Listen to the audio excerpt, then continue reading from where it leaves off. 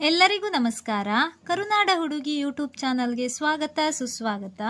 ಇಂದು 3ನೇ ತರಗತಿ ಸವಿಗನ್ನಡ ಭಾಗ 2ರ ಪ್ರಶ್ನೋತ್ತರವನ್ನು ತಿಳಿಯೋಣ. ಪಾಠ 10 ಮೃಗಾಲಯದಲ್ಲಿ ಒಂದು ದಿನ.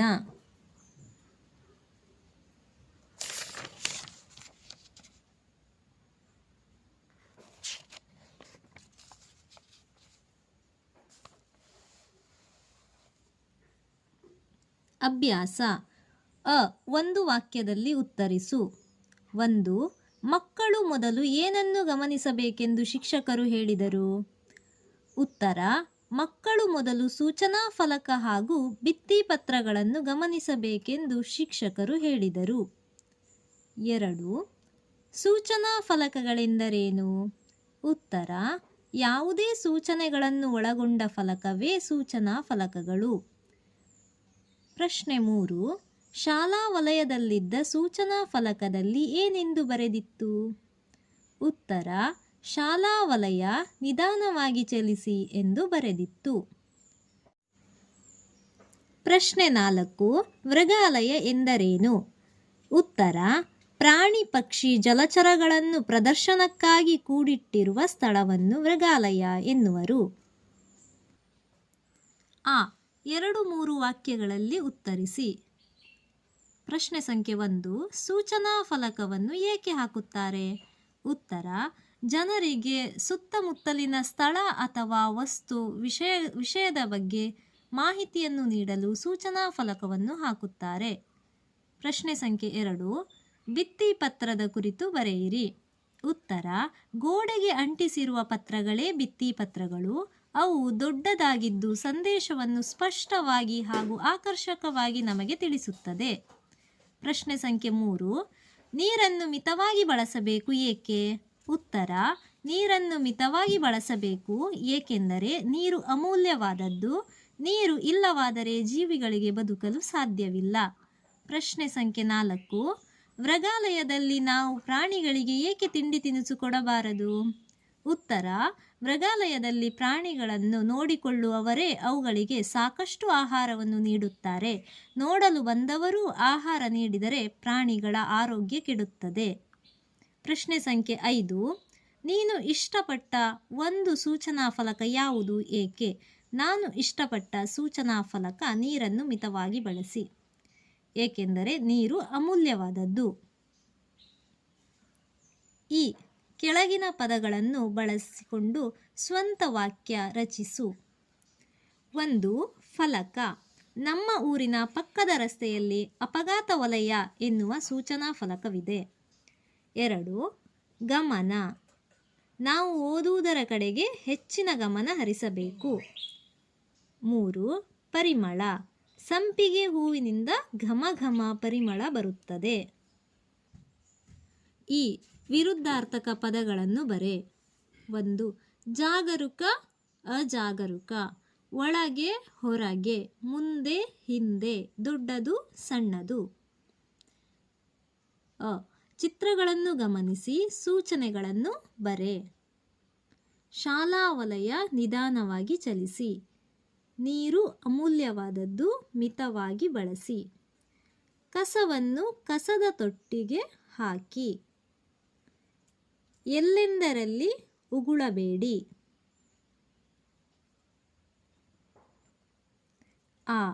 ಭಿತ್ತಿಪತ್ರವನ್ನು ಓದಿಕೊಂಡು ಪ್ರಶ್ನೆಗಳಿಗೆ ಉತ್ತರಿಸು. 1. ಇದು ಯಾವುದರ ಭಿತ್ತಿಪತ್ರ? ಉತ್ತರ: ಇದು ನಾಟಕದ ಭಿತ್ತಿಪತ್ರ. ಪ್ರಶ್ನೆ ಸಂಖ್ಯೆ 2. ಯಾವ ನಾಟಕ ಬಳಗದವರು ನಾಟಕವನ್ನು ಆಡಿ ತೋರಿಸಲಿದ್ದಾರೆ? ಉತ್ತರ: ಅನನ್ಯ ಚಿಣ್ಣರ ನಾಟಕ ಬಳಗದವರು ಆಡಿ ತೋರಿಸಲಿದ್ದಾರೆ. ಪ್ರಶ್ನೆ ಸಂಖ್ಯೆ 3. ನಾಟಕದ ಹೆಸರೇನು? ಉತ್ತರ: ನಾಟಕದ ಹೆಸರು ಗುಡುಗುಡು ಗುಮ್ಮಟ ದೇವರು. ಪ್ರಶ್ನೆ ಸಂಖ್ಯೆ 4. ನಾಟಕ ಎಲ್ಲಿ ನಡೆಯುತ್ತದೆ? ಉತ್ತರ: ನಾಟಕವು ಪ್ರಾಥಮಿಕ ಶಾಲಾ ಮೈದಾನ ಬ್ರಹ್ಮಾವರದಲ್ಲಿ ನಡೆಯುತ್ತದೆ. ಭಾಷಾಭ್ಯಾಸ. ಈ ಪಾಠದಲ್ಲಿ ಬರುವ ಬಹುವಚನ ಪದಗಳನ್ನು ಆರಿಸಿ ಬರೆ. ಸೂಚನಾ ಫಲಕಗಳು, ವಿದ್ಯಾರ್ಥಿಗಳು, ಭಿತ್ತಿಪತ್ರಗಳು. ಚಾಲಕರು, ಪತ್ರಗಳು, ಮಕ್ಕಳು. ಈ ಮಾದರಿಯಂತೆ ಬದಲಾಯಿಸು. ಮಾಡು, ಮಾಡುತ್ತಾನೆ, ಮಾಡುವನು, ಮಾಡಿದನು. ಊದು, ಊದುತ್ತಾನೆ, ಊದುವನು, ಊದಿದನು. ಹಾಡು, ಹಾಡುತ್ತಾನೆ, ಹಾಡುವನು, ಹಾಡಿದನು. ಈ ಮಾದರಿ ವಾಕ್ಯಗಳನ್ನು ಗಮನಿಸಿ ನೀಡಿರುವ ಶಬ್ದಗಳಿಗೆ ವಾಕ್ಯಗಳನ್ನು ಬರೆ. ಮಾದರಿ: ರಾಜು ಮೃಗಾಲಯಕ್ಕೆ ಹೋಗು. ರಾಜು ಮೃಗಾಲಯಕ್ಕೆ ಹೋದನು. ರಾಜು ಮೃಗಾಲಯಕ್ಕೆ ಹೋಗುತ್ತಾನೆ. ರಾಜು ಮೃಗಾಲಯಕ್ಕೆ ಹೋಗುವನು. ರಾಮ ಹಣ್ಣನ್ನು ತಿನ್ನು. 1. ರಾಮ ಹಣ್ಣನ್ನು ತಿಂದನು. 2. ರಾಮ ಹಣ್ಣನ್ನು ತಿನ್ನುತ್ತಾನೆ. 3. ರಾಮ ಹಣ್ಣನ್ನು ತಿನ್ನುವನು. ಭಾಷಾ ಚಟುವಟಿಕೆ: ಆವರಣದಲ್ಲಿರುವ ಪದಗಳಿಂದ ಸೂಕ್ತ ಪದ ಆಯ್ದು ವಾಕ್ಯ ಸಂಪೂರ್ಣಗೊಳಿಸು. 1. ಅನ್ನ ಮಾಡಲು ಡ್ಯಾಶ್ ಬೇಕು.